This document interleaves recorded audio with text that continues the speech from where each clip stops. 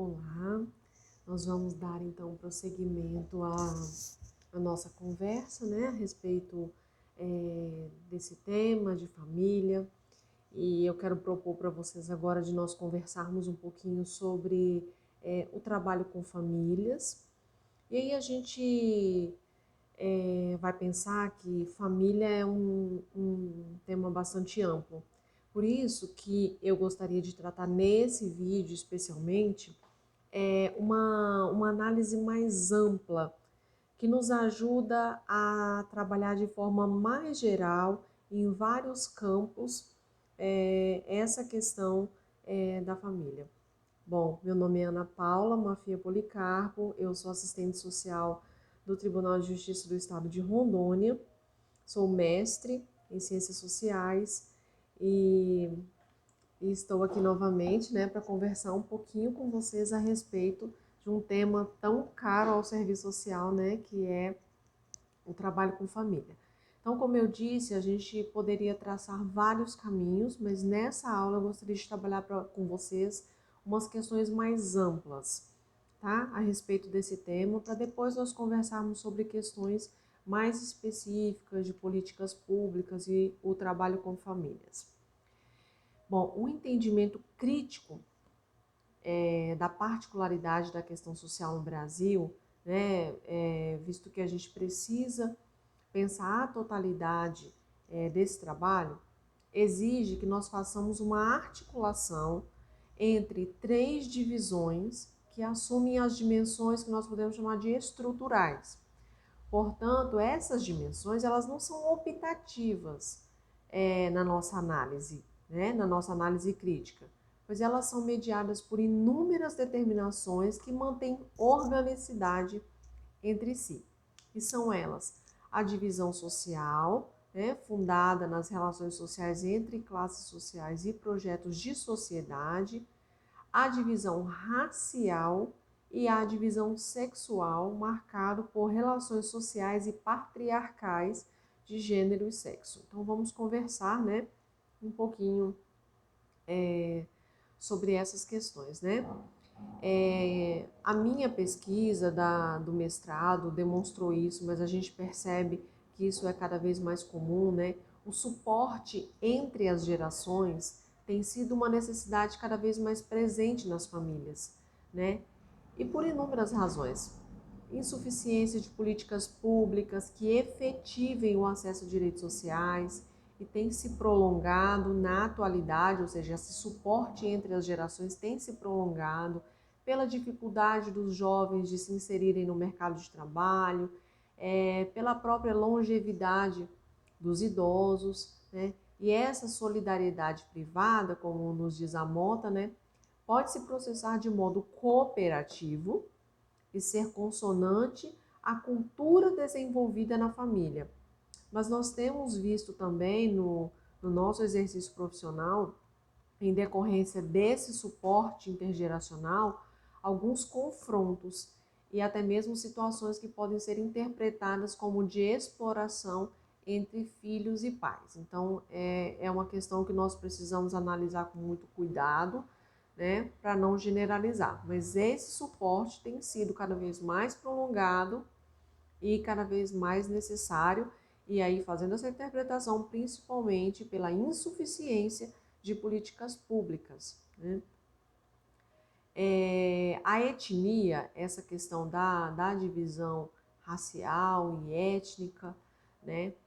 Se nós formos buscar, a Góes traz uma referência, por exemplo, do Stuart Hall, né, o autor, que ele indica a dimensão cultural como base do processo étnico e seus elementos constitutivos, como a língua, a religião, os costumes, o sentimento de pertencimento relativo ao lugar onde se vive, que são partilhados coletivamente, né? Essa identidade étnica, ela não é estática, ela é ativa, ela está em movimento, né? E influencia e é influenciada, né, pelas migrações no processo volátil e proporcionando uniões conjugais multiculturais, exigindo amplas negociações no relacionamento, né?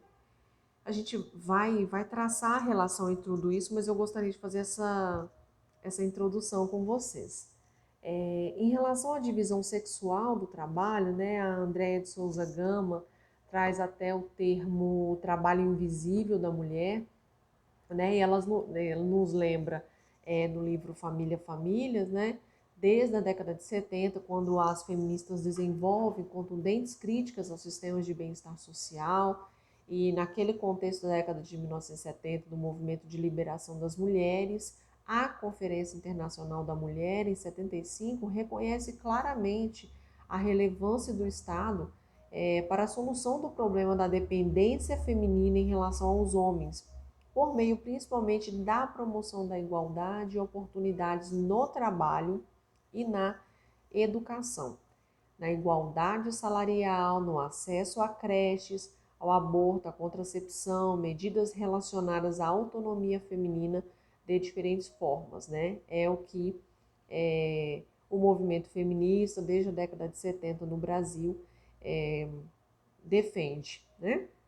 E aí, mas o principal disso é reconhecer que o Estado é parte fundamental na resolução do problema da dependência feminina. Então, quando nós estamos falando de família, nós estamos falando de todo um complexo. Nós não estamos falando só de mulheres, nem só de crianças. Nós estamos falando de homens, de mulheres, de crianças e aí de idosos, de situações que envolvem a questão da terceira idade. Nós estamos falando de pessoas com necessidades especiais. Nós estamos falando de uma grande gama. Por isso que eu estou fazendo essa aula introdutória de forma mais macro, para que nós possamos fazer uma análise mais completa dessa situação que chamamos aqui resumidamente de família. Então tá. Esse trabalho invisível, né, que a Gama chama de trabalho invisível da mulher. A gente sabe que o movimento feminista, tomando, né, alguns conceitos marxistas e críticos, fizeram essa consideração no sentido de que entender que o trabalho da mulher, o trabalho doméstico da mulher, ele foi tomado pelo capitalismo como uma forma de aumentar os lucros, ou seja, eu não remunero esse trabalho doméstico, mas ele serve diretamente para o aumento das desigualdades e para a geração de lucro no ambiente público, né? E essa possibilidade de redução das desigualdades, em especial as de gênero, né, passam pelo edifício da proteção social. E quando a gente falar especificamente da família, e tem várias legislações e vários documentos muito importantes ao serviço social que tratam dessa temática, né? O Plano Nacional de Convivência Familiar e Comunitário, nós vamos falar a Lei Maria da Penha, o próprio Estatuto da Criança e do Adolescente, a LOAS. Então, cada documento, documentos do SUAS, vão tratar dessa questão da família e especialmente dentro da assistência social, né, tratando e direcionando a política pública nos termos da matricialidade. Então, né, são questões mais específicas, mas que a possibilidade que a autora traz, né, como uma possibilidade de redução das desigualdades de gênero a partir da proteção social, que pode afetar positivamente a inserção produtiva feminina, reduzindo as vulnerabilidades decorrentes da divisão social, seja entre classes, né, e sexual do trabalho. E é claro que a gente precisa reconhecer, e estudos históricos já têm demonstrado isso, que os primeiros movimentos de mulheres, né, tiveram um papel decisivo na criação, nas reformas dos sistemas de proteção social. Então, isso não é algo, nossa, como o Estado é bonzinho, inserir a matricialidade na política do SUAS. Não, né? Isso é uma luta, é uma conquista, né? Uma luta dos movimentos de mulheres pelo reconhecimento da cidadania, reconhecimento de direitos e necessidades relacionadas, como de creche, né, de escolas em período integral, que não dependesse somente da rede de proteção familiar e social construída especificamente por essas mulheres, né? E, e é claro que a gente precisa pensar que a crescente participação feminina no mercado de trabalho levou a novos questionamentos, né? Então, todo esse movimento ele está relacionado com esse movimento societário mais geral. As tensões da igualdade de gênero ainda permanecem muito diretas, né? Porque as forças que impedem a convergência também criam e aprofundam desigualdades de outras ordens, né? Particularmente aquelas relacionadas com a segregação, e aí nós estaríamos, eu disse para você, essa inter-relação entre a questão racial, sexual e das relações sociais, né? A segregação, a discriminação de gênero no mercado de trabalho, as condições precárias no trabalho, a divisão desigual do trabalho doméstico, enfim, todas essas questões interferem sim no nosso plano de trabalho com famílias dentro do serviço social, não apenas no judiciário, mas em todas as políticas públicas, né? O Spink Anderson é um autor que eu gosto muito, ele faz análises muito pontuais, inclusive eu utilizo ele para algumas proposições, quando eu falo de família, que ele propõe algumas arenas políticas, né, que são fundamentais para a reconstrução do modelo de bem-estar. Então, crianças e famílias, as relações de gênero, a vida de trabalho, o próprio sistema previdenciário, né? E essas áreas representam para o Spink Anderson o alicerce das chances de vida dos cidadãos e são os maiores desafios do ponto de vista de adaptação ao modo de vida pós-industrial, né?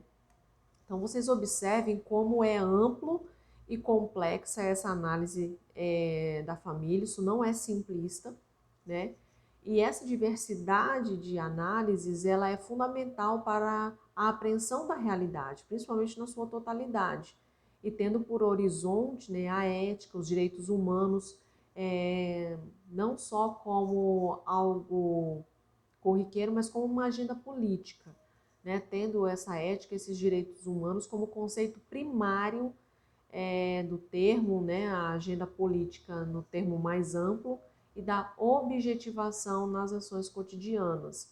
Esses fatores são primordiais para as requisições conservadoras que impactam nos diversos campos de atuação profissional, no atendimento com famílias, né? E essas requisições conservadoras, elas tentam naturalizar como valor culturalmente construído no processo de massificação ideológica da sociabilidade capitalista, né, implicando regressão de direitos, criminalização da pobreza, a judicialização das expressões da questão social, o estado de exceção, especificidades no campo sociojurídico, né, que nós não vamos nos aprofundar agora, mas que são que implementam e rebatem diretamente no nosso cotidiano profissional.